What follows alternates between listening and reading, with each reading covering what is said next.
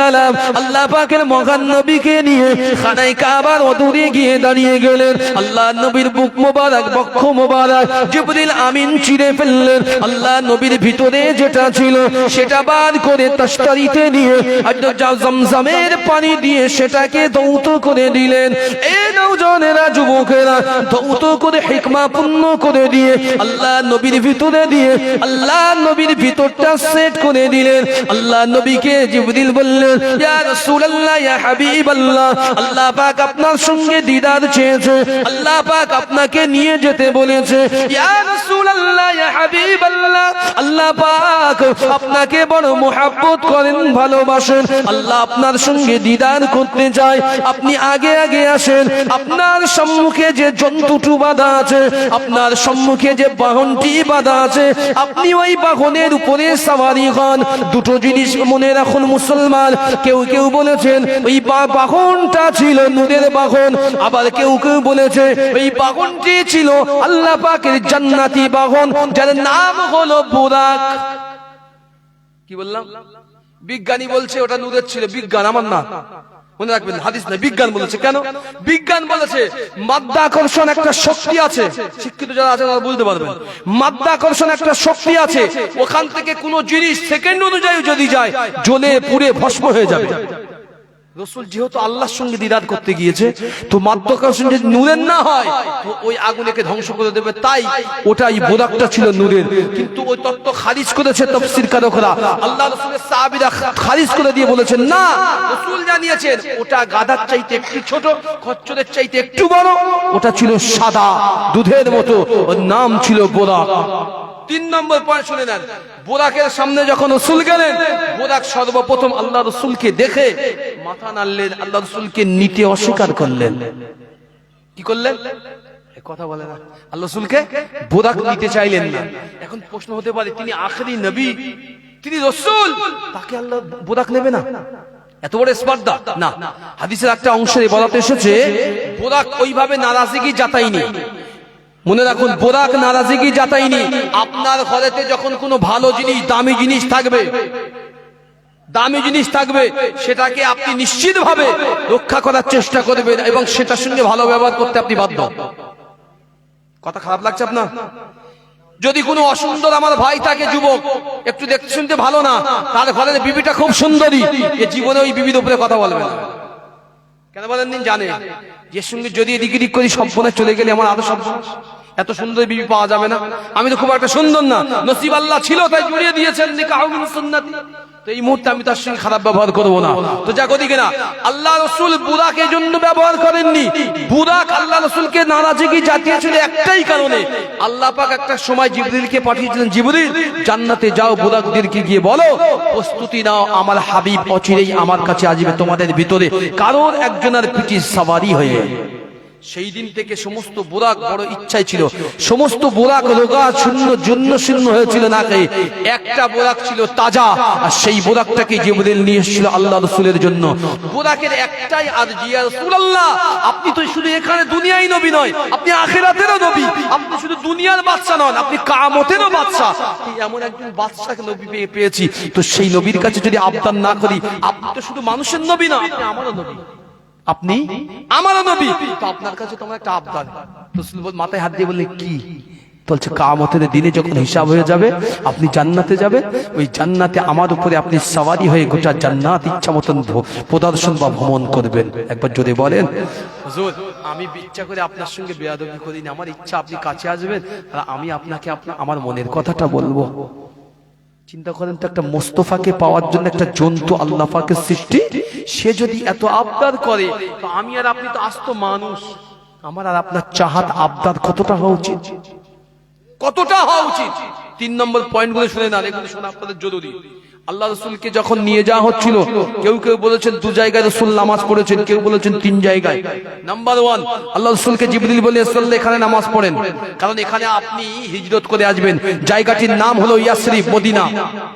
2 নম্বর, রাসূল এখানে নামাজ পড়েন, এই জায়গাটির নাম হচ্ছে ঈসা মারিয়াম, মানে নবী ঈসা আলাইহিস সালামের জন্মস্থান। আর 3 নম্বর সিদরাতুল 3 নম্বরে আল্লাহ রাসূল যখন বাইতুল মুকাদ্দাসে গেলেন, সমস্ত নবীরা রূহানি জগৎ থেকে হালতে এসে ওখানে দাঁড়িয়েছেন, রাসূলের পিছনে নামাজে ইক্তেদা করবেন বলেন, জোরে বলেন সুবহানাল্লাহ।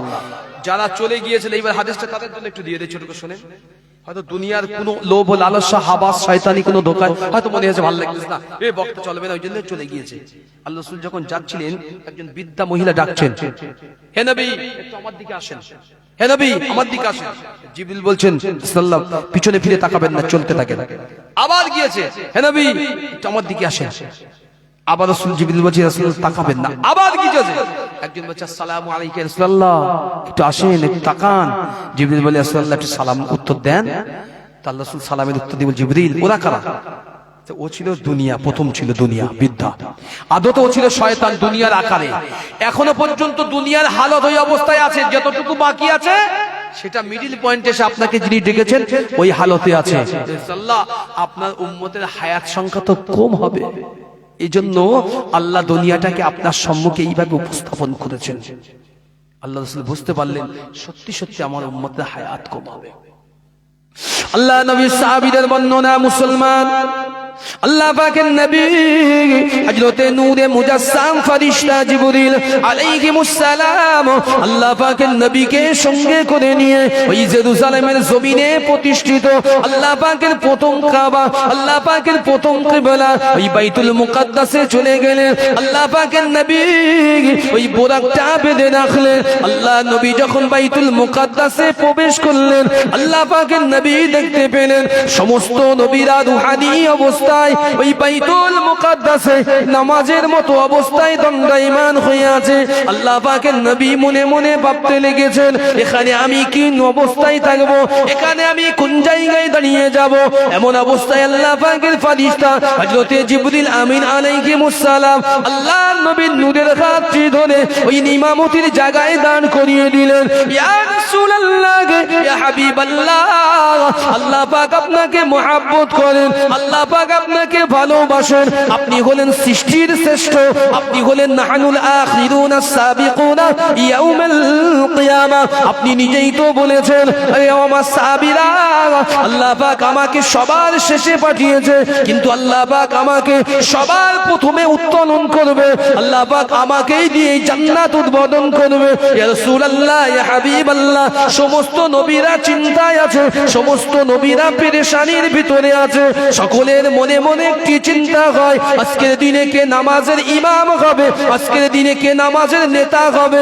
ইয়া রাসূলুল্লাহ, ইয়া হাবিবাল্লাহ, আল্লাহ পাক তিনি নিজের ঘোষণা জানিয়ে দিয়েছেন, আমার মহান আল্লাহ জানিয়ে দিয়েছেন, ও ফেরেশতা জিবরিল আপনি নিজে গিয়ে হাত ধরে আমার হাবিবকে আজকের এই নামাজের ইমাম হিসাবে আপনি দিয়ে আসেন। কারণ আমার হাবিব হলো ইমামদেরও ইমাম, ইমামুল খুদা, আমার হাবিব হলো সমস্ত নবীদের সরদার। আমি আল্লাহ পাক তাকে ইজ্জত দিয়েছি, আমি আল্লাহ পাক রাফা'না লাকা যিকরাক, আমার হাবিবকে আমি আল্লাহ সম্মান দিয়েছি। সমস্ত নবীরা সালাত পাওয়ার সাথে সাথে আমার হাবিবের নামে সাক্ষ্য দিয়েছে। ও ফেরেশতা জিবরিল আমার হাবিবকে আপনি হাত ধরে ওই বাইতুল মুকাদ্দাসে নবীদের কাতারের সামনে কাতারে ইমামতির জায়গায় দাঁড় করিয়ে দেন, আমার হাবিব নামাজ আদায় করো। কিতাবের বর্ণনা, আল্লাহ পাকের নবী ওই দিন বাইতুল মুকাদ্দাসে 2 রাকাত শুকরানা নামাজ সমস্ত নবীদেরকে নিয়ে আল্লাহর নবী ইমাম করেছিলেন। জোরে বলেন সুবহানাল্লাহ। তা ইজ্জত তো আমার আপনার, কাদের নবী করেছে? আমাদের নবী। এই লম্বা কিসসার মধ্যে বলবো না, পরে অন্য ফিরে আসছে একটু শুনি, শুধু জাস্ট টাচ দিয়ে যাই ফাইনাল। কি আল্লাহ রাসূলকে যখন নামাজ শেষ হলো, জিবরিল আমিন বললেন সিঁড়ি আনা হলো। সিঁড়ি ভালো করে খেয়াল রাখবেন, যতগুলো মানুষ ইমাম সাহেব হুজুররা আছেন নিশ্চয়ই তারা আলেম মানুষ জানেন, মানুষ যখন মারা যায় আমার কথা নোট করেন, যে না ভালো লাগে অন্তর গাঁথেন, গিয়ে দেখবেন মানুষ যখন মারা যায় শেষ মুহূর্তে মুমূর্ষু অবস্থায় মানুষ কখনো নিচের দিকে চায় না, বরং উপর দিকে চায়। কোন দিকে চায়? এই কথাটা ভুল বললাম না বাজ বললাম? মানুষ কখনোই, আপনি কোন মৃত মানুষ যারা মৃত্যু পথে যাত্রী হয়, মুমূর্ষু অবস্থায় থাকে, এরা কোনোদিন নিচেই তাকান না জমিনের দিকে, বরং এরা তাকায় উপরের দিকে। কেন? আল্লাহ রাসূল বলেছেন একটা সিঁড়ি আছে, সিঁড়ি, যেই সিঁড়িটা দিয়ে জমিন থেকে আসমানে ওঠার মতো, আসমানে ওঠার জন্য সিঁড়িটাকে ব্যবহার করা হয়, যে সিঁড়িটাকে ব্যবহার করা হয়েছিল মিরাজের রাত্রে বাইতুল মুকাদ্দাস থেকে নিয়ে আল্লাহ পাকের প্রথম আসমান পর্যন্ত। একবার যদি বলেন সুবহানাল্লাহ। আর প্রত্যেকটা রূহ ওই সিঁড়ির দিকে তাকায়, কেন? ওই সিঁড়ি বয়েই যায়। যদি ভালো হয়, ভালো রূহ হয়, তাহলে সিঁড়ি বয়ে তাদের জন্য যে জায়গা আছে ইল্লিয়ুন, এই ইল্লিয়ুনে স্থানান্তরিত হয়। আর যদি মন্দ হয় তাহলে নিচে আসে সিজ্জিন, এই সিজ্জিনে তাদের জায়গা হয়। জিবরিল আমিন আল্লাহ রাসূলকে নিয়ে ওই সিঁড়ি দিয়ে তুললেন আসমানে। প্রথম আসমানে যেই না আল্লাহ রাসূল গিয়েছেন, দেখতে পেলেন আব্বাজান আদম শাফিউল্লাহ বসে আছেন। একবার যদি বলেন সুবহানাল্লাহ। রাসূল আব্বাজান আদম শাফিউল্লাহকে আকৃতিতে দেখলেন, সালাম দিলেন। আব্বাজান আদম সালাম দিলেন, হে নেক সন্তান, মোবারকবাদ, তুমি এসেছো। ওদিকে যাচ্ছি না। আসমানের দুয়ার খুলতে বলা হলো, ফেরেশতা বলল, ফেরেশতার নাম হলো ইসমাঈল, যার অধীনে ৩০,০০০ ফেরেশতা আছে। প্রত্যেকটি ফেরেশতার অধীনে ৩০,০০০ করে আল্লাহ পাকের রহমতের মালায়েকা ফেরেশতা আছে। প্রথম আসমানের যিনি রক্ষক তার নাম হচ্ছে ইসমাঈল। আপনাদের ভিতরে অনেক প্রশ্ন আমার ছিল, তো আমি কালে করে ওই প্রশ্নের দিকে যাচ্ছি না, যেহেতু মানুষ সমাগম কম বলে ওয়াজ শেষের দিকে যাব। মাহফিল যদি ভালো হয়, বড় হয়, অনেক কিছু দিয়ে যাওয়ার মতো অবস্থা থাকে। মাহফিল যেহেতু ছোট অবস্থা এসেছে, দিয়ে যাওয়ার থেকে এখন দেখতে পাচ্ছি মানুষের এন্টারটেনমেন্ট করাটা বড় জিনিস, তাই মাহফিলটা টিকিয়ে রাখা এটা বড় জিনিস। রাগ করবেন না আপনারা, সামনে আসছে শাবান, আপনাদের এগুলো শেখা অতীব জরুরি। আমার বাপ, আমি তো চলে যাব 2 ঘন্টা পরে, আপনি তো থাকবেন, আপনি থাকবেন, আপনাকেই তো নামাজ পড়তে হবে। আমি আমারটা দেখে নেব, আপনাকেই নামাজ পড়তে হবে। বান্দা, আপনি গুনাহ করেছেন, আমার যুবকেরা শোনো, তুমি গুনাহ করেছো, গুনাহ করতে পারো, ওটা আমাদের মানব সমাজের ইতিহাস। গুনাহ করা, গুনাহ আমি করেছি, মেনে নিয়েছি, কিন্তু গুনাহ করার পরে যে জিনিসটা আবার সবচেয়ে বড় আগে আসে, তার নাম হচ্ছে লাআল্লাকুম তাত্তাকুন। আল্লাহ পাক যে তাকওয়াটা পছন্দ করে, ওই তাকওয়ার জন্য আল্লাহর কাছে তাওবা নাসুহা করো।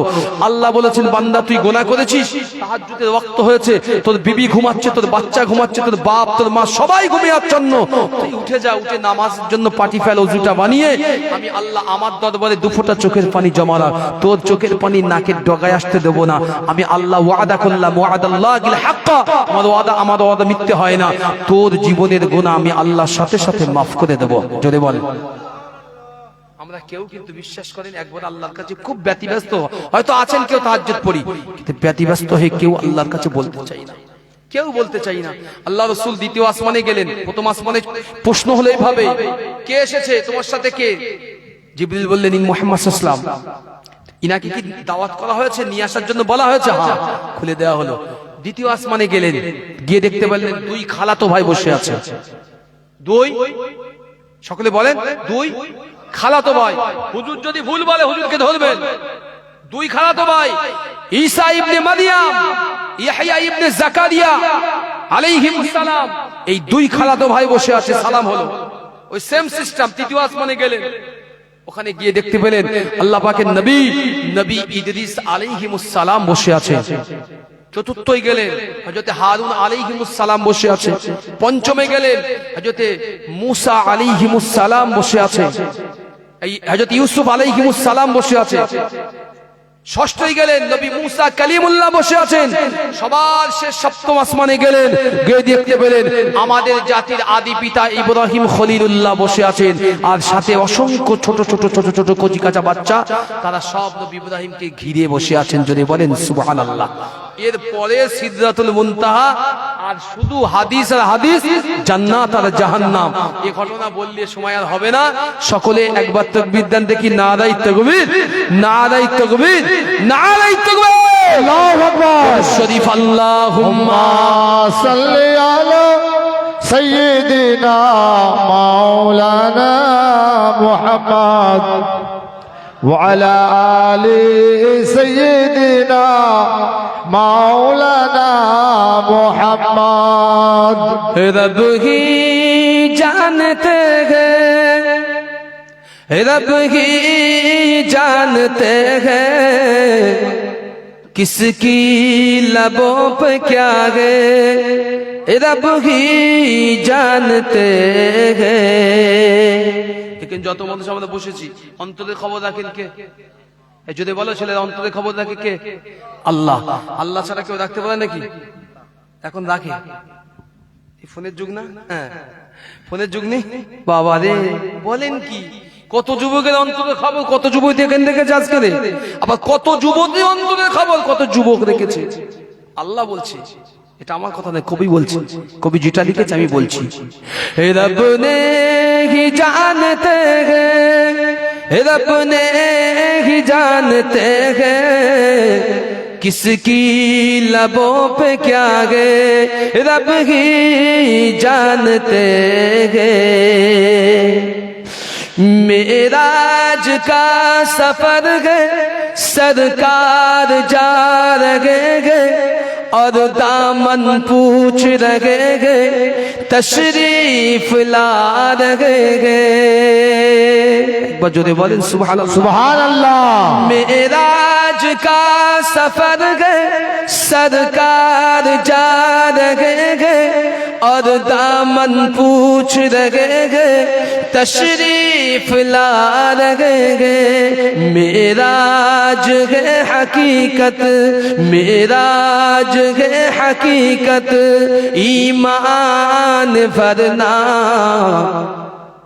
पर्दे में क्या रखा है रब ही जानते हैं। सुभान अल्लाह, सुभान रब अल्लाह। ही जानते हैं, रब ही जानते हैं, किसकी लबों पे क्या है रब भी जानते हैं।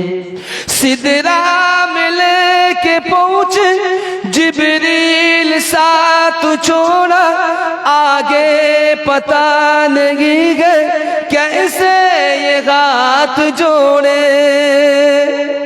सिदरा में लेके पहुंचे जिब्रील साथ छोड़ा, आगे पता नहीं है कैसे ये हाथ जोड़े।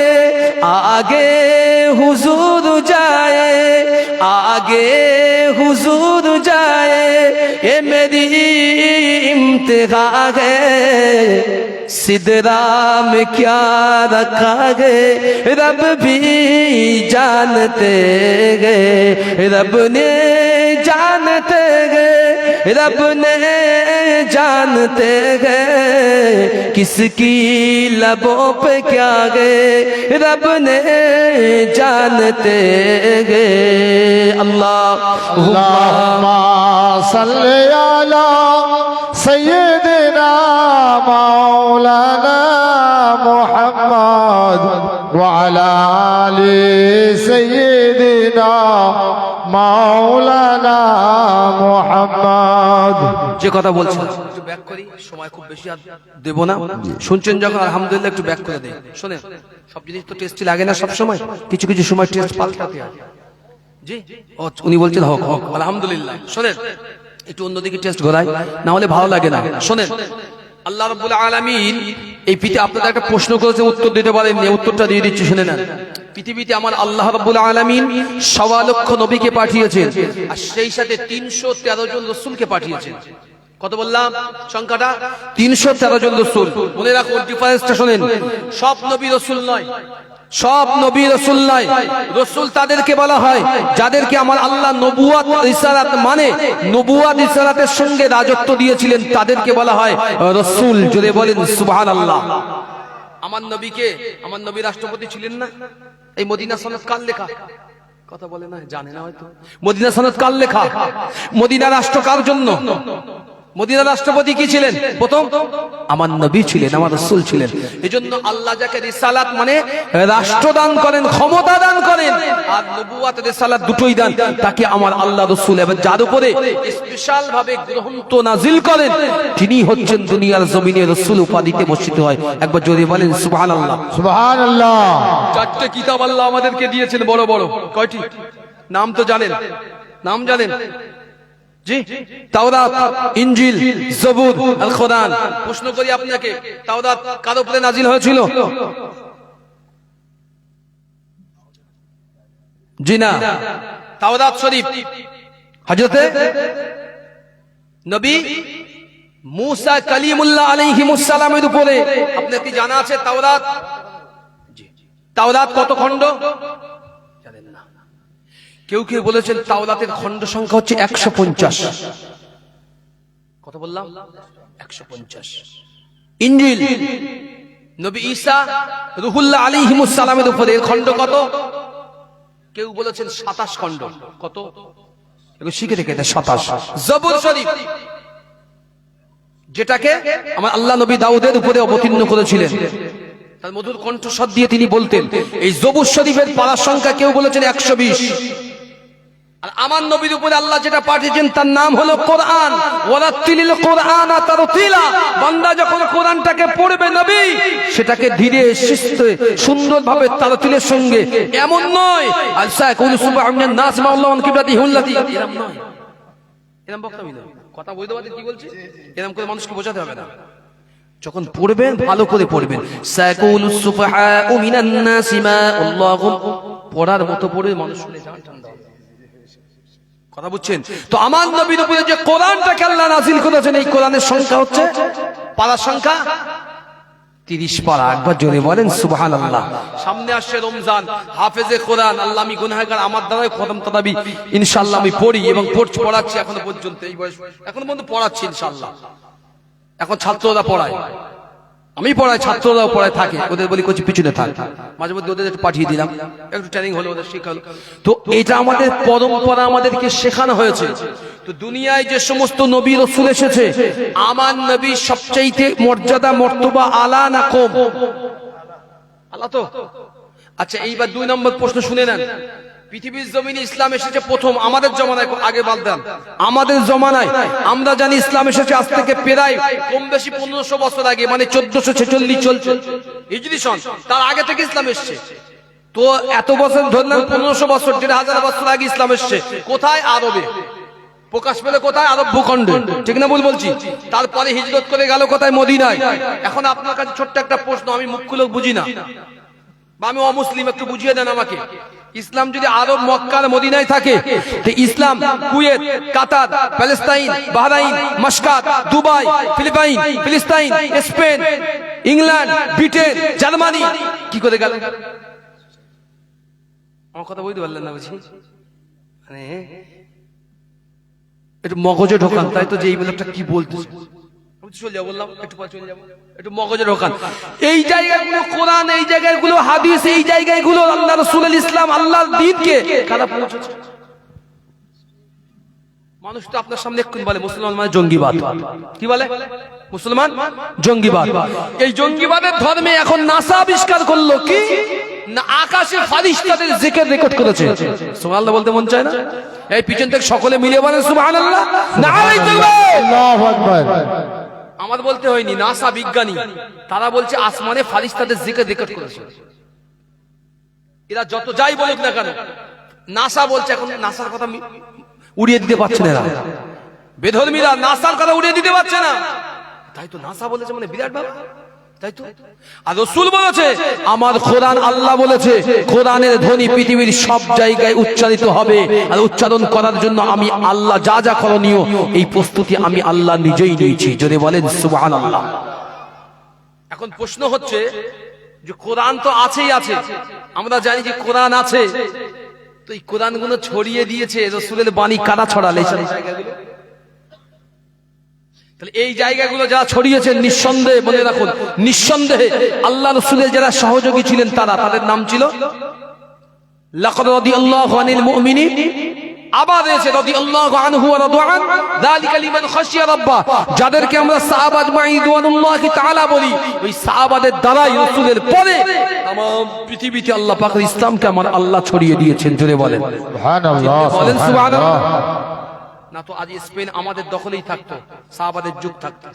আমাদের মতো গায়ের জিম্মেদারের জন্য স্পেন আজকে আমাদের নেই। যে জায়গায় আপনি মার খাচ্ছি, এই জায়গায় আমাদের থাকতো। আমি ছোট্ট একটা কথা বলি, শুনে নেন, এগুলো শোনা দরকার। মুসলমানের বাচ্চা ইতিহাস পড়ে না, ইতিহাস পড়ে না। মুসলমানের বিচার যদি ইহসান কেউ জানতো, তো অপর ধর্ম প্রশ্ন করার আগে জিভ টেনে বের করে নিতাম আমি। কথা বলছেন কি বলছি? যে আমরা কত বড় ইহসানকারী, ইতিহাসটা ঘেটে দেখো। কারণ বাপ মা দাদার ইতিহাস বলি না, আমাদের ওন ইতিহাস বাংলার শাসক গিয়াসউদ্দিন বলবান, শুনলেন, বাংলার শাসক গিয়াসউদ্দিন বলবান তিনি এই একটা নিশানা রেখে তীর চালনা করছেন, তীর বারবার নিশানায় মারছে, একটু নিশানা ভ্রষ্ট হচ্ছে, উনি অব্যর্থ নিশানা আনার জন্য বারবার তীর নিক্ষেপ করছে। আর একটা সময় তীর হাত থেকে ছিটিয়ে একটু ব্যাক সাইডে গিয়েছে, আর যে সাইডে গিয়েছেন সেখান থেকে পথ চলতি মানুষ যাচ্ছে, একজন ছেলের গিয়ে গায়ে বিঁধেছে। মনে রাখুন, আগেকার তীর কিন্তু এমনি তীর নয়, ওই সমস্ত তীরগুলো তৈরি করার পরে তীর শান দেওয়া হতো, কেউ কেউ বিষাক্ত বিষ লাগাত শিকারে তীর। তো ছেলেটার গায়ে যখন লেগেছে রাস্তায় লুটিয়ে পড়েছে, তো ছেলেটাকে তাড়াতাড়ি তুলে মানুষজন তাড়াতাড়ি শুশ্রূষা করলো। তার ছেলের মা ছিলেন একজন বুড়ি বৃদ্ধা মা, তার স্বামী নেই, একটাই ছেলে, রুজি রোজগারের জারিয়া, উপার্জনের মাধ্যম। তো উনি শুনলেন যে বাদশা তীর চালিয়েছে, আমার ছেলের গায়ে লেগেছে, সহ্য করতে পারেননি। উনি গিয়ে তদানীন্তনে বাংলার জমিনে যিনি কাজী ছিলেন, কাজী ইমামউদ্দিন বা কেউ বলেছেন কাজী ইয়াজউদ্দিন, তার কাছে গিয়েছে, সরাসরি কাজীর কাছে বিচার দিয়েছেন যে বাদশা গিয়াসউদ্দিন বলবান আমার সন্তানের গায়ে তীর মেরেছে। কাজী এক তারিখে নোটিশ ফেললেন, মানে মানুষকে বললেন যে বাদশাকে বলবে এই মামলা আমি নিলাম, অমুক দিনে বাদশাকে হাজির থাকতে বলবে। সেই দিন বিচার হচ্ছে, বিচার ব্যবস্থা সবাই বসে আছে, দাঁড়িয়ে আছে। বুড়ি বৃদ্ধা মহিলা গিয়েছে, জাহাপানা আমার একটাই ছেলে, ওই আমার উপার্জনের মাধ্যম, তাকে আজকে আমাদের বাদশা তীর দ্বারা আঘাত করে সে হসপিটালে আজকের জরাজীর্ণ অবস্থা, এর বিচার আমাকে করতে হবে। বাদশা আসামির কাঠগড়ার থেকে বলছে আপনি উঠে দাঁড়ান। যে রাষ্ট্রপতি, যে বাদশা কোর্টে আসলে, বিচার ব্যবস্থায় আসলে মানুষ ফুল দিয়ে অভ্যর্থনা জানাতো, আজকে সেই বাদশা কোর্টে এসেছে, মানুষ তার 1 পয়সা দাম দেয় না, কেন? সে আসামি। বুঝেন ইসলাম কারে বলে, কত বড় ইসলামের বুকির পাটা, তবে ইসলামের নাম। বাদশা ঢুকেছে, বাদশাকে বলা হলো, বিচারপতি প্রশ্ন করছে কাজী আপনি করেছেন? উনি এক বাক্যে বলছেন কাজী সাহেব হ্যাঁ এটা আমি করেছি, তবে আমার কথাটা একটু শোনা প্রয়োজন, বলেন। উনি বিস্তারিত বললেন। কাজী সাহেব বিচার করে বললেন শোনেন, এখানে অপরাধী তার অপরাধের কথা স্পষ্ট স্বীকার করেছে, তো আপনার জন্য 2টি পথ খোলা আছে। নাম্বার 1, এখান থেকে নেমে গিয়ে কাঠগড়া থেকে ওই মহিলার বৃদ্ধা মায়ের সঙ্গে আপনি সালাহ করে নেন, পরামর্শ কি ক্ষতিপূরণ দিলে মেনে নেবে, আর যদি না করেন তাহলে বিচার ব্যবস্থা যে রায় দেবে মাথা পেতে আপনাকে মেনে নিতে হবে। তো উনি কাঠগড়া থেকে নেমে আসলেন, এসে বৃদ্ধা মায়ের সামনে হাত জোড় করে বললেন মা আমি তো ইচ্ছা করে মারিনি মা, আমি ভুল করেছি, আমাকে আল্লাহর রাস্তায় মাফ করে দেন, আল্লাহর রাস্তায়। তবে মা আমি আপনার ছেলের উন্নত চিকিৎসার সব ব্যবস্থা করব, যতদিন সুস্থ না হবে ততদিন চিকিৎসা করব, আর আপনার বাড়িতে প্রতি মাসে আমি আমার রাজকোষ থেকে ভাতা পাঠিয়ে দেবো, জীবনে যেন আপনাদের বা আপনার ছেলের কোনো কষ্ট না হয়। যদি বলেন সুবহানাল্লাহ। বৃদ্ধা মহিলার সাথে সাথে ঘুরে বলছে কাজী সাহেব আমি এখানেই দাঁড়িয়ে এমন বড় মনের মানুষ একজন বাদশা পেয়েছি, এই মানুষের উপরে আমার কোনো অভিযোগ নেই, আমি আল্লাহর রাস্তায় মাফ করে দিলাম। মজা কোথায় জানেন? বাদশা যখন এই কাজী সাহেবের চেয়ার থেকে যখন নেবে নিচে গেছে, আর বাদশা গিয়াসউদ্দিন দাঁড়িয়ে আছে, বাদশা গিয়াসউদ্দিন পকেট থেকে একটা চাকু বাদ করেছে, বলছে কাজী সাহেব দেখতে পেয়েছো, এটা দেখেছো? তুমি যদি আজকে আমি বাদশা বলে বিচার চলিয়ে দিতে আমার দিকে, তো আমিও নিয়ত করে বাড়ির থেকে চাকু নিয়ে এসেছিলাম, তোমার গর্দান এখানে কেটে ফেলে তাই বাড়ি যেতাম। তুমি যদি আমি বাদশা বলে সম্মান দেখিয়ে আমার পক্ষে রায় দিতে, তো এই চাকু তোমার পেটে যেত, তুমি দুনিয়ায় জীবিত থাকতো না। কাজী সাহেব তখন বলছে বাদশা একটু দাঁড়া, পিছন থেকে বড় চাবুক বের করে বলছে এটা দেখেছে, আমিও আপনার জন্য নিয়ে এসেছিলাম। বাদশা বলে আজকে যদি রাজত্ব দেখাতে, বাদশা বলে যদি হুঙ্কার দিতে, আমি কাজী সাহেব নিজে হাতে যতটা চাবুক ইচ্ছা ততটাই মারতাম। যদি বলতে পারলেন না সুবহানাল্লাহ। আর এ মুসলমান দুটো চারটে খাতি দিয়েছে, একদম বলতেছে একদম সব শেষ, আমার আর কিচ্ছু নেই, আমার আর কিচ্ছু নেই। আরো কি, এখানকার লোক খুব ভালো, আমার 24 পরগনা অনেক দূর থেকে এসেছে, তো আমাদের দিকে খুব ফেমাস নাম হচ্ছে গাঁজা। কি বললাম? গাঁজা। ইয়ে জাতি যখন খায় না, ইয়ে মনে করে দুনিয়া একদম আমার, দুনিয়া আমার। এখানকার লোক খায় না সব গাঁজা মদ, আমার দিকে খুব খায় গাঁজা, খুব খায় গাঁজা। রাত 2টোর সময় গেলেও গাঁজা খোর পাওয়া যায় রাস্তায়, দেব ঘুরছে ভদ্রভাবে, এটা হচ্ছে গাঁজাখোরের নিশানা। এই গাঁজাখোর থেকে আল্লাহ হেফাজত করুক। বিচারের ব্যবস্থা হচ্ছে এমনই বিচারের ব্যবস্থা যেগুলো হচ্ছে আল্লাহ কর্তৃত্ব দিয়েছিলেন তাদেরকে। সাহাবা আজমাইন রিদওয়ানুল্লাহি তাআলা তাদের বিচারের ব্যবস্থা শুনলে আপনার কলিজা চমকে যাবে। তাদের একনিষ্ঠতা, সুম্মা লাতুসআলুন্না ইয়াউমাইযিন আনিন নাঈম। আল্লাহ তো আপনার নিয়ামত সম্পর্কে হিসাব নেবে না, দেবে না? এই নেবে না? কাল কিয়ামতের দিনে এই মাহফিলে যারা বসেননি, এই নিয়ামত সম্পর্কে হিসাব নেবে না? তুমি বাসে বসে রয়েছো, জিকির হচ্ছে, তুমি বসে রয়েছো, হিসাব দেবে না? নেবে আল্লাহ। আমি একটা ঘটনা আর একটা কিস্সা আপনাকে বলছি, একটু শুনে না। এটা আপনাদের শোনা উচিত। এই কিস্সাটা বলে আমি হয়তো সমাপ্তির দিকে যাব। এটা আপনাদের শোনা খুবই জরুরি বলে মনে করি। পৃথিবীর বর্তমান জমানার সবচেয়ে বড় কিতাবের নাম বলছি আমি ভালো করে বুঝবেন। পৃথিবীতে বর্তমানে সবচেয়ে সাহাবা আজমাইনদের নিয়ে, সাহাবা আজমাইন রাদিয়াল্লাহু তাআলাদের নিয়ে সবচেয়ে বড় কিতাবের নাম হচ্ছে সিয়ারুস সাহাবা। বর্তমানে সেটি 17 খণ্ড, এক থেকে কত বললাম? 1 থেকে 17 খণ্ডে বিভক্ত। নাম হচ্ছে সিয়ারুস সাহাবা। আপনি ওলামাকে পাশে দাঁড় করাবেন, রাগ করবেন না। আমি চ্যালেঞ্জ করে বলে গেলাম আপনাদের, এই গুনাহগার ওহিদুল ইসলাম, ওলামাকে পাশে বসাবেন, বাড়ি দাওয়াত করবেন, খাওয়াবেন, আর জিজ্ঞাসা করবেন রাসূলের সাহাবীরা তো বহুত ছিল, 100 সাহাবীর নাম বলেন। 100 বসে বলবেন পেনে না, এই কাপড় চোপড় এক জায়গা হয়ে যায়। ওই 2 জন সাহাবীর নাম পড়তে 15 জন, 20 জন, জানেন 30 জন, আর ক্ষমতা নেই।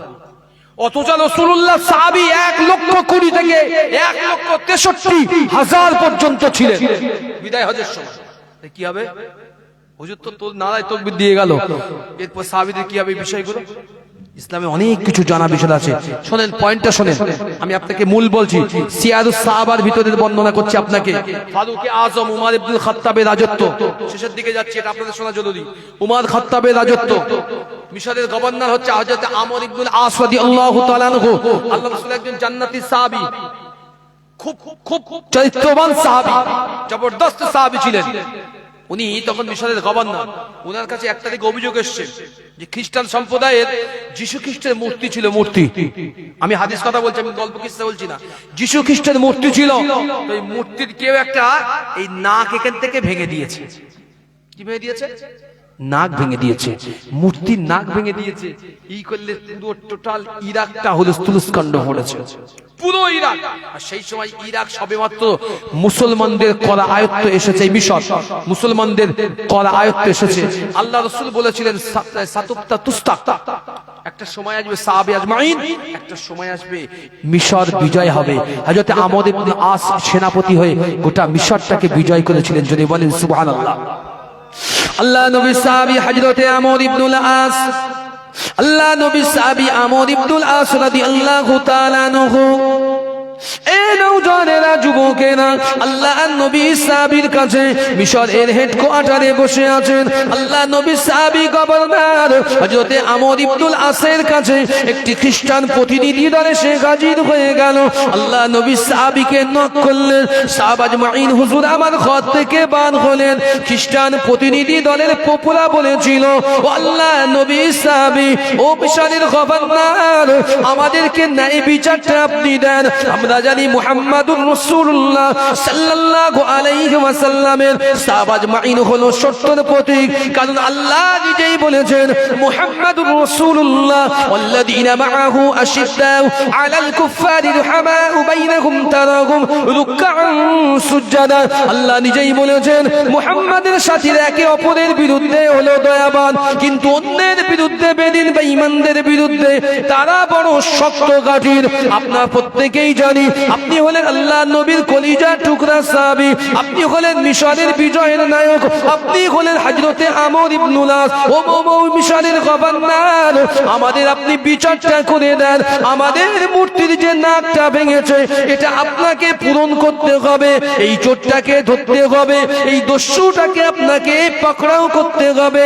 মিশরের গভর্নর আল্লাহ নবীর সাহাবী হযরতে আমর ইবনুল আস রাদিয়াল্লাহু তাআলা আনহু গোটা মিশরের জমিনে জানিয়ে দিলেন যে নাকি এই মূর্তির সঙ্গে বেয়াদবি করেছে, তাকে যদি ধরে দিতে পারে তাকে নগদ অর্থের পুরস্কার দেওয়া হবে। কয়েকদিন চলে গেল, গোটা মিশনে তন্ন তন্ন করে খোঁজা হলো। ইন্টেলিজেন্স বিভাগ খুঁজেছিল, গোটা আর্মি বিভাগ খুঁজেছিল, সেনা মোতায়েন করে খোঁজা হলো, কিন্তু দোষীকে চিহ্নিতকরণ করা গেল না। আল্লাহ পাকের নবী সাহাবী হযরতে আমর ইবনুল আস রাদিয়াল্লাহু তাআলা আনহু, হুজুর আমার পেরেশান পেরেশানির ভিতরে পড়ে গেলেন। প্রতিনিধি দল বারবার এসে আল্লাহ নবী সাহাবীকে অপমানজনক কথা বলতে লাগলো। এ নওজওয়ানেরা, যুবকেরা, আল্লাহ নবী সাহাবী এক তারিখে তাহাজ্জুদের নামাজটা পড়ে আল্লাহ পাকের দরবারে রোনাজারি করে কাঁদে। ও রব্বুল আলামিন, আল্লাহ মিশরকে সবে মাত্র বিজয় করেছি। আল্লাহ পাক, এই মিশরে আপনার হাবিবের দিন, আল্লাহ আপনার দিনের পতাকা সবে উড়েছে। রব্বুল আলামিন, আল্লাহ এত বড় ফিতনা যদি মাথা চাড়া দিয়ে ওঠে, তাহলে এই মিশর থেকে এই মুসলমানের অস্তিত্ব মিটে যাবে। ওগো আল্লাহ, আপনি অপরাধীকে শনাক্ত করুন। রব্বুল আলামিন, আমাকে তৌফিক এনায়েত করুন। আর যদি না হয়, এর হিতে বিপরীত ব্যবস্থা আমি আমর ইবনুল আস আমার জবান থেকে আপনি বার করে দিন। সময় এসে গেল, মিশরের প্রতিনিধি দল আবার আমর ইবনুল আসের কাছে গেল। হুজুর জাহাপানা, আপনি কি ধরতে পারলেন না? ও গভর্নর, আপনি কেমন গভর্নর? আপনার কেমন ক্ষমতা? আপনি সামান্য একজন দুষ্কৃতী অপরাধীকে ধরতে পারলেন না? আমর ইবনুল আস বলেছিলেন, ও পোপ গভর্নর গুলো শোনো, ও গির্জার পোপ গুলো শোনো, আমি আমার চেষ্টার কোনো কসুর করি না। আমার ইন্টেলিজেন্স বিভাগ ছুটছে, আমার সেনাবাহিনী ছুটছে, আমার মোতায়েন পুলিশ গুলো ছুটেছে, কিন্তু আমি তো চোরকে শনাক্ত করতে পারছি না। আপনারাই বলুন, আপনাদের যদি কোনো পার্স ক্ষমতা থাকে, চোরটাকে সামনে ধরে আনেন, এর বিচারটা আমি ইসলামী রাষ্ট্র অনুযায়ী করে দেব। একটা পোপ বলে ফেলেছিলেন, একজন বেঈমানের ভিতরে ছিল, সেই ব্যক্তি বলে ফেলেছিলেন, তাহলে একটা কাজ করো, তোমরা যদি ধরতে না পারো, তবে তোমরা একটা মূর্তি বানিয়ে দাও, আর ওই মূর্তিটি হবে মুহাম্মাদুর রাসূলুল্লাহ। যদি বলেন নাউযুবিল্লাহ। মুসলমানের কলিজায় আঘাত কখন লাগে বলেন তো? যখন মুস্তাফার শানে বেয়াদবি হয়। ঠিক না ভুল বলছি? নবীর শানে যখন বেয়াদবি হয়, কলিজার ভিতর না মনে হয় জ্বলে পুড়ে ছারখার হয়ে যায়।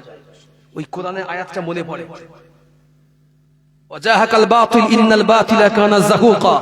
যখন বাতিলের সঙ্গে, মনে রাখুন, যখন বাতিলের সঙ্গে সত্যের সঙ্গে মোকাবেলা হয়, মিথ্যার সঙ্গে যখন সত্যের মোকাবেলা হয়, সত্য এমনই পাথরের মতো টক্কর দেয়, সত্য ভাঙে না, মিথ্যা ভেঙে চৌচির হয়ে যায়। ইমানদার যখন কোনো বেঈমানের সঙ্গে টক্কর হয়, ইমানদারের ইমানও বোঝা যায় যে বাবুর ইমানটা ঠিক কোন জায়গায় আছে। কথা বলতে পারলেন না? নামাজের ইমান বোঝা যায় শীতকালে ফজরে আসছে কিনা। রোজাদারের ইমান বোঝা যায়, কষ্ট হলেও 6টায় ইফতার হোক আর 6:30 হোক, প্রচন্ড তাত হলেও খাটাখাটনি করতে পারে বটে, তার ভিতরেও আল্লাহ পাকের সন্তুষ্টির জন্য, নিজের গুনাহকে জ্বালানোর জন্য রোজা রেখেছে। রোজাদার চেনা যায়, হজ করনে ওয়ালা কেও চেনা যায়। জি, কিছু আছে তো নাম কেনার জন্য উমরা করতে ছোটে, উমরা করতে পারে না, গ্রামে আসতে পারে না উমরা করে। ফতোয়ার উপরে ফতোয়া। আমি যেখানে থাকি, আমার মহল্লা একটা হাজী সাহেব ফিরেছে উমরা করে, কালকে ফিরেছে, আমাকে খাজুরটাও দিয়েছে, মাশাআল্লাহ। আমি আল্লাহর কাছে দোয়া করি, আল্লাহ ওই হাজী সাহেবের জবান থেকে যেন কোনো ফতোয়া না বার হয়। এক হাজী সাহেব তোমরা করে এসে, হাজী সাহেব যদি তাদের বলা যায় না, তো ওই ইমানি খাতে বললাম হাজী সাহেব। এক ব্যক্তি উমরা করে এসে মানুষ নামাজ পড়ার সামনে থেকে চলে যায়। প্রতি মানুষ অভিযোগ করে, একটু বলেন না। আমি বলি, একদিন বলছে, আমার বলছে হুজুর, উনি বলছেন আমাকে, হুজুর আমি মক্কায় গিয়েছিলাম হজ করতে, উমরায়, আমি মদিনায় গিয়েছি, আমার সামনে দিয়ে মাথায় লাথি মেরে চলে গেছে, ওখানে কিছু হয় না। আপনার কোথায় ফতোয়া খুঁজে পান? কথা বলতে পারলেন না? আচ্ছা বলেন দিনি, কোথায় চাঁদে? বলবো না নিচেরটা। জি, কোথায় মদিনা, কোথায় ইনি এখানে দেখাচ্ছে। যে জায়গায় নামাজ পড়লে 1 লক্ষ গুণ সওয়াব হয় মক্কা, যে জায়গায় নামাজ পড়লে মদিনায় 50,000 গুণ সওয়াব হয়, উনি দেখাচ্ছে গ্রামে সেই মসজিদ। এটা সত্য কথা। আল্লাহ রাসূল তিরমিজির হাদিস শরীফের ভিতরে বলেছে, আল মসজিদু জুজউম মিনাল কাবা, পৃথিবীর সমস্ত বৈধ মসজিদগুলি হলো আল্লাহ পাকের খানায় কাবার এক একটি শাখা। জোরে বলেন সুবহানাল্লাহ। এই আপনাদের গ্রামের যে মসজিদ আছে, এটা আল্লাহর শাখা, এটা আল্লাহ পাকের শাখা, এটা সত্য কথা। কিন্তু তাই বললে তুলনা চলে? যেখানে লক্ষ লক্ষ মানুষ, কে কাকে দেখবে তাজিম করবে গো? আপনি এখানে ওমরা করে এসে এখানে মানুষের মাথা দেখতে পারে চলে যাচ্ছেন, হাজী সাহেব কি ব্যাপার? ওখানে তো কোনো ফতোয়া আছে না, এখানে সেখানে। ওরে বাবারি, ওখানে একবার বলে আশহাদু আল্লা ইলাহা ইল্লাল্লাহ, ফতোয়া দাও না যে আমাদের দেশে দুবার হয়, তোমার দেশে একবার হচ্ছে কেন? কথা বলতে পারলেন না? ওখানে তো খানায় কাবাকে সামনে দেখে চারিদিক ঘিরে নামাজ পড়া হয়, ফতোয়া দেয় এ পশ্চিমটা এইদিকে, তুমি ওইদিক নামাজ পড়ছো। ভালোই বোঝো নাকি? নিজের বেলা ভালো বুঝতে পারছো, অপরের বেলা বোঝো না। না, এটা দারুল হিন্দুস্তান, এটা আপনাকে মেনে চলতে হবে, ইমামের মতামত মানতেই হবে। আপনি না মানলে চলতে পারবেন না। কি করে চলবেন? এক পা উঠাতে পারবেন না আপনি ইমামের মতামত বিহীন। এটাই হচ্ছে আল্লাহ পাকের ফয়সালা, আল্লাহ পাকের নিদর্শন। যে কথা বলছিলাম, হযরত আমর ইবনুল আসের সামনে যেই বলেছে, ওই ইহুদি পণ্ডিত যেই বলেছে, খ্রিস্টান পণ্ডিত, একটা কাজ করুন, আপনারা যদি আমাদের গুরুর, আমাদের যে ঈসা মসির নাক যদি না ফিরিয়ে আনতে পারেন, তাহলে চোর যদি না ধরতে পারেন, তা আপনাদের মুহাম্মদ সাল্লাল্লাহু আলাইহি ওয়াসাল্লামের মূর্তি একটা তৈরি করে দেন, আমরাও নাক ভেঙে দেব। ইমানের ভিতরে যেন জ্বলে উঠলো টক করে, সাথে সাথে, একদম সাথে সাথে। উনি আর দেরি করলেন না, দাঁড়িয়ে চর্চা কথা করে একেবারে, বেয়াদব তুই বলিস কি? এত বড় তোর সাহস কে দিল? আমার নবীর শানে এত বড় কটূক্তি করার সাহস তোকে কে দিল? চোর করেছে, দুর্বৃত্ত করেছে, যার কোনো ধর্ম নেই কাজ করেছে। আমার ধর্ম কাউকে কষ্ট দিতে বলিনি, আর আমার ধর্ম এটাও বলিনি লা ইকরাহা ফিদ্দিন, জোর জবরদস্তি করে কাউকে চাপানো হোক, এটাও বলিনি। তা তোমার যেটা করেছে সেটা তো চোর জবর করেছে, আমি তো করিনি।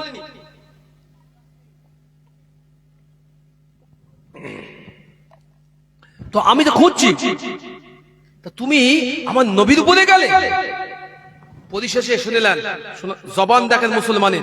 আমর ইবনুল আস বললেন, শোনেন, যদি আমি 3 দিনের ভিতরে আমি এক কাজ করি, চোর ধরতে পারিনি এখনো, তবে আমি চেষ্টা করছি, এক কাজ করেন, আপনারা যদি এত বড় বড় না কথা বলে চোর যদি না ধরতে পারি সকলেই মিলে, তাহলে আমি আমর ইবনুল আস যেহেতু মিশরের গভর্নর, তো আমি আমার নাকটাকে দিতে প্রস্তুত, আপনারা আমার নাক কেটে দেবেন। কি বললাম বলেন? আমি আমার নাকটাকে দিতে প্রস্তুত, আমার নাক কাটবেন। একটু চিন্তা করে দেখেন তো, এরকম নেতা একটা দেখাবেন, একটা দেখাবেন। নেতা ঘুমোচ্ছে বাড়ি খেয়ে, বিরাট নেতার 2 তলা বাড়ি, 24 বিঘা জমি হয়ে গেছে, 4টে স্করপিও চলে নেতা। আর ওই নেতা বলছে, যদি আপনার মনে হয় তা আমার নাকটাকে এখান থেকে কেটে নেন, কোনো অসুবিধে নেই, তবে আমার নবীর নামে কিছু বলবেন না। আল্লাহ নবী সাহাবী হযরতে আমর ইবনুল আস, আল্লাহ নবীর কলিজা টুকরা সাহাবী হযরতে আমর ইবনুল আস, যে ইনা জবান থেকে কথাটাকে বলেছিলেন, ও মিশরের পাদ্রীগুলো শুনে রেখে দাও, তোমরা আমার নবীর শানে, তোমরা আমার ইসলামের শানে কটূক্তি করো না। তোমাদের যদি মনে হয় তবে আমি গভর্নর আমর ইবনুল আস, আমার নাকটাকে তোমরা কর্তন করো। ওই বেঈমানরা মহা খুশি হয়েছিলেন। ও আল্লাহ নবীর সাহাবী, ও হযরতে আমর ইবনুল আস, আমরা তো মেনে নিলাম আপনি তো গভর্নর, আপনি তো সত্য নবীর অনুসারী, আপনার জবান থেকে যখন বার হয়েছে এটাকে আমরা মেনে প্রাধান্য দিলাম, আমরা নিশ্চিতভাবে বুঝে নিলাম আমরা আপনার নাকটাকে কর্তন করে দেব। আগামীকাল অমুক ময়দানে ওই মূর্তির পাদদেশে আপনি উপস্থিত হবেন, আমরা সকলেই মিলে এসে আপনার নাকটাকে কর্তন করে দেব। কিতাবের ভিতরে এসেছে, আল্লাহ নবী সাহাবী নাকের কথা বলে যখন তার গভর্নরের অফিসে এলেন, রাত যখন গভীর হয়েছে, আল্লাহর কাছে বড় রোনা জারি করে কেঁদেছিলেন, ও রব্বুল আলামিন, আল্লাহ তোমার নবীর উপরে আঙুল তুলবে, তোমার হাবিবের উপরে আঙুল তুলবে, তোমার নবীর উপরে কথা বলবে, আমি আমর ইবনুল আস, আমার কলিজা যেন চৌচির হয়ে যায়, আমার কলিজাটা মানতে পারে না। আল্লাহ পাক, আমি নিজেই বলে দিয়েছি আগামীকাল আমার নাকটাকে কেটে দিয়ে দেব। রব্বুল আলামিন আমার নাকটাকে কাটা হবে, আমাকে সবর ইন্তেজারি করার মতো তৌফিক এনায়েত করেন। জোরে বলেন সুবহানাল্লাহ।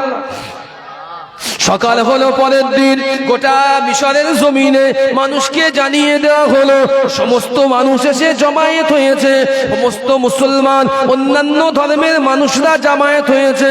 মুসলমানদের মেয়েদের ভিতরে, মুসলমানদের ছেলেদের ভিতরে একটা কথা প্রচলন হয়েছে, আরে আল্লাহ নবীর জান্নাতি সাহাবী, মক্কা বিজয়ের, মিশর বিজয়ের মহানায়ক আমাদের গভর্নর হযরতে আমর ইবনুল আসের নাক কাটা হবে, এটা তো কোনো ভালো জিনিস নয়। সকলে হা হুতাশ করতে লেগেছে, কিন্তু গভর্নর তো মুসলমান, তিনি তো নবীর সাহাবী, তিনি জবানটা দিয়ে ফেলেছেন। মানুষ সকলেই একত্রিত হয়েছেন। ওই বেঈমান পাদ্রীরা এসেছে। একজন পাদ্রী সামনে আগিয়ে এলেন। ও মিশরের গভর্নর, ও হযরতে আমর ইবনুল আস, আপনি আপনার নাকটাকে সামনের দিকে দেন। মানুষ কাতারে দাঁড়িয়ে দেখে আল্লাহ নবীর সাহাবীর নাকটাকে কাটা হবে। উনি নিজের হাত থেকে চাকু বাদ করেছেন। আমর ইবনুল আসের এই নাকটাকে কর্তন করা হবে। যখন নাকের কাছে ছুরি নিয়ে গিয়েছেন, নাক যেই না কর্তন করবেন, হঠাৎ ভিড়ের ভিতর থেকে একজন মানুষ বললেন, দাঁড়িয়ে যান, আপনি থেমে যান, থেমে যান, আমাকে একটু সামনে যেতে দেন। ভিড় ঠেলে মানুষটা সামনে আসছে আর বলছে, ও পাদ্রী থেমে যান, আমাকে একটু সামনে আসার জায়গাটা করে দেন। ভিড় যখন পাদ্রী থেমে গেল, পিছনে ফিরে তাকিয়ে দেখলো একজন যুবক, তিনি আস্তে আস্তে আগিয়ে আসছেন। তিনি সামনে এসে পকেট থেকে নাকের ভাঙা অংশ বার করে বলেছিলেন, ও মদিনার রাষ্ট্রপতির পাঠানো দূত, ও হযরতে আমর ইবনুল আস, ও মিশর বিজয়ের নায়ক, ও আমাদের গভর্নর, শুনে রেখে দেন, এই নাক আমি ভেঙেছি কিন্তু ইচ্ছাকৃত নয়। আমি একটা পাখি শিকার করতাম, আমি তীর যেই না চালিয়েছিলাম, 1 তারিখে যখন দেখলাম ওই পাখিটা এসে ওই ঈসা মসির মূর্তির নাকেতে বসেছে, আমি পাখিটাকে তীর দিয়ে নিশানা বানিয়েছি। যেই না তীর নিক্ষেপ করেছি, তীরটা পাখি উড়ে গেল, তীর গিয়ে নিশানা ব্যর্থ হয়ে ওই নাকেতে লেগেছে, আর মানুষের তৈরি নাক সাথে সাথে ভেঙে পড়ে গিয়েছে। আমি নাকটাকে হাতে করে তুলে আমি বাড়িতে চলে গিয়েছি। আমি জানি কোনো গন্ডগোল হবে না, ফাসাদ হবে না, কেউ তো দেখতে পাইনি। কিন্তু আজকের যখন শুনলাম ওই নাকের জন্য আপনার দায়িত্ববান হিসাবে আপনার নাকটিকে দিয়ে দিচ্ছেন, আমি তো নবীর একজন উম্মত, আমার কলিজায় বড় আঘাত লেগেছে। আল্লাহ নবী সাহাবী আমাকে মাফ করে দেন। আপনি যদি সাজা দিতে চান, কিংবা ওরা যদি সাজা দিতে চায়, আমি নিজে হাতে সাজা নিতে প্রস্তুত। পাদ্রী আস্তে আস্তে সামনে এসে ওই ব্যক্তির বললে, কই নাকটাকে দেখি। নাকটা দেখলেন, দেখে নিজের শরীরটাকে আস্তে ভিতরে ঢুকিয়ে বললেন, ও আমর ইবনুল আস, হতে পারি আমরা খ্রিস্টান, হতে পারি অন্য ধর্মের, কিন্তু যা শুনেছিলাম, চোখে তো কতটা দেখিনি, যা শুনেছিলাম নবীর উম্মত, নবীর সাহাবীরা নাকি জীবন যায় ভালো, একটা মিথ্যা বলতো না। আজকে তার প্রমাণ এখানে দাঁড়িয়েই আমি পেয়েছি। একবার যদি বলেন সুবহানাল্লাহ। উনি বললেন, আমি আজকের এই বিচার চাই না, বরং মাফি চাই। আমি মাফ করে দিলাম, শুধু মাফ করে দিলাম না, আমরা যে কজন আছি এই পাদ্রী উপাসনালয়, সমস্ত মানুষটা আপনার হাতে হাত দিয়ে ঈমানের কালমা পড়ে আপনার নবীর উম্মত হয়ে গেলাম। যদি বলেন সুবহানাল্লাহ। এই অনুপম আদর্শ কে দিয়েছে? এই অনুপম আদর্শ আল্লাহ রাসূল শিখিয়েছে। কে? আল্লাহ নবী শিখিয়েছে অনুপম আদর্শ, অন্য কেউ শেখাতে পারেনি, শুধু আমার নবী এই আদর্শগুলো শিখিয়েছে। দুনিয়ায় তামাম আমি যদি আপনাকে বলতেই থাকি, এখন একের পর এক বলতেই যাব, শেষ হওয়ার লাইন নেই। কিন্তু মানুষ তো স্বল্প, তো চাচ্ছে, যেহেতু কমিটি সম্ভবত আমার ধারণা তারাও চাচ্ছে শেষের দিকে যান, শেষের দিকে যান, তো আমি শেষের দিকে যাব। আপনি একবার দরুদ শরীফ পড়েন, একটু বুলন্দ আওয়াজে আল্লাহুম্মা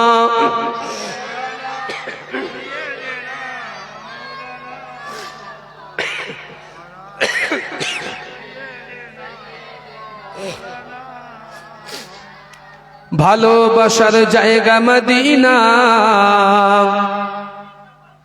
ভালো লাগার জায়গা মদিনা।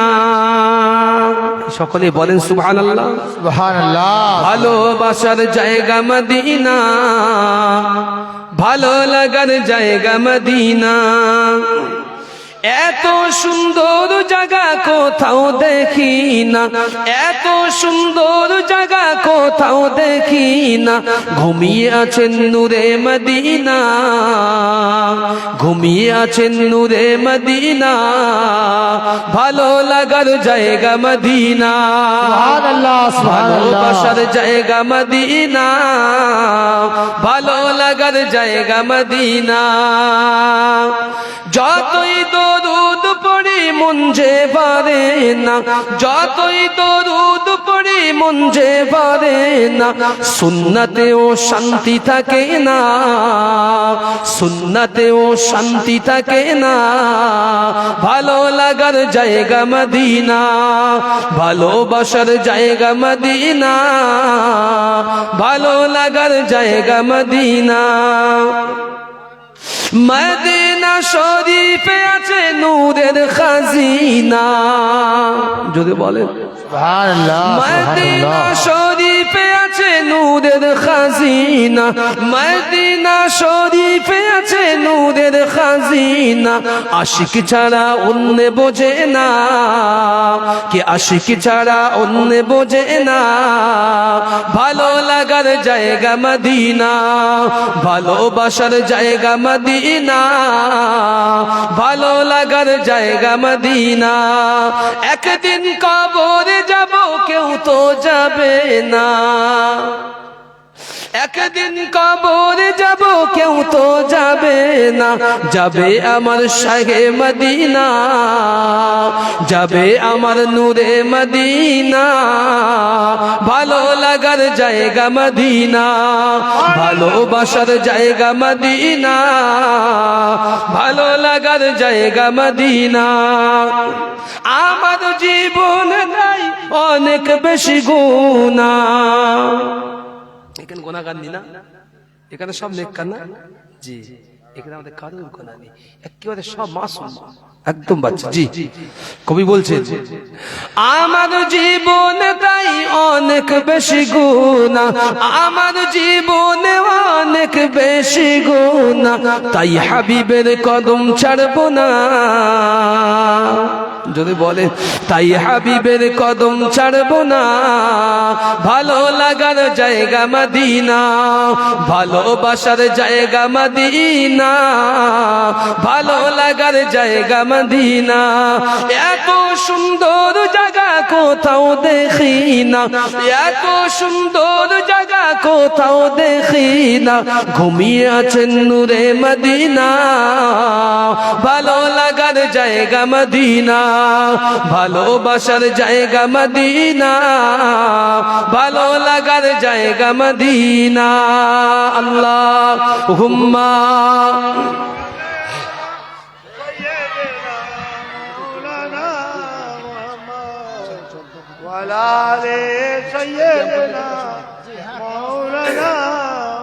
মুখতাসার করলাম, আর টানবো না, আর এগোবো না। আগেই বলেছি আমাকে যে হিসাবে বলেছে তুলেছে, আমি বলেই কন্ডিশন বলে নিয়েছিলাম, যেহেতু আগের বক্তার একটা অসুবিধা ছিল তোমরা জানেন। তো যাক, তিনি তার মতো বলেছেন, ইনশাআল্লাহ আমি গুনাহগার যতটুকু সময় পেয়েছি। শুধু একটা অনুরোধ করি, বিদায় নেওয়ার আগে আমি চাই টিচারের জন্য যদি দাঁড়াই, টিচার যদি আমাকে পড়িয়ে এই সম্মানটা অ্যাচিভ করেন যে তিনি আসছেন বলে আমি দাঁড়িয়ে গেলাম, আব্বা যদি অ্যাচিভ করেন সম্মান যে আমার বাপকে দেখে আমি তাজিম করলাম, খানায় কাবা যদি আমার দেখে তাজিম হয়, আমি যদি তাজিম করি, বড় বড় বুজুর্গানের দিন পীর মাশায়েখদের দেখে যদি তাজিম করি, উঠে দাঁড়াই, তাহলে নিশ্চিত ভাবে যে নবীর জন্য নামাজ পড়েছি, যে নামাজে দাঁড়িয়ে থাকি কমা, সেই নামাজও নবীর জন্য। নবী নিয়ে এসছে, আমরা দাঁড়িয়ে গিয়েছি আল্লাহর জন্য। কে নিয়ে এসছে নামাজ? নবী। এই মাসে তো সব জন্য যদি দাঁড়াই, তাহলে আপনারা যারা আছেন একটু রাসূলের শানে, নবীর শানে, নূর নবীর শানে দাঁড়িয়ে একটু সালাম মোবারক পাঠাবো। আপনারা কি দাঁড়াবেন? আপত্তি আছে? যদি আপত্তি না থাকে সকলে উঠে দাঁড়ান, মুখতাসার দোয়া হবে। ইয়া নবী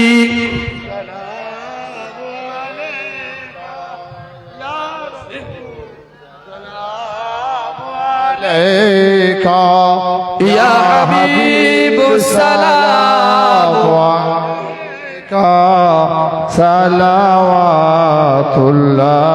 আলাইকা طلع البدر علينا من ثنيات البداع وجب الشكر علينا مدى لله داعي يا نبي سلام عليك يا رسول سلام عليك يا حبيب سلام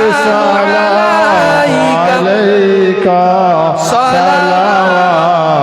الله عليك आप सुल्तान मदीना महबूब वहियो सकीना नूर से मामूर सीना मिश्क से बहतर पसीना या नबी सलाम अलैका या रसूल सलाम अलैका या हबीब सलाम अलैका सलावतुल्लाह अलैका आपका तशरीफ लाना वक्त भी कितना सुहाना जगमगा उठा ज़माना हुर गाते थे तराना या नबी सलाम अलैका या रसूल या हबीब सलाम अलैका सलावतुल्लाह अलैका। সকলে বসেন।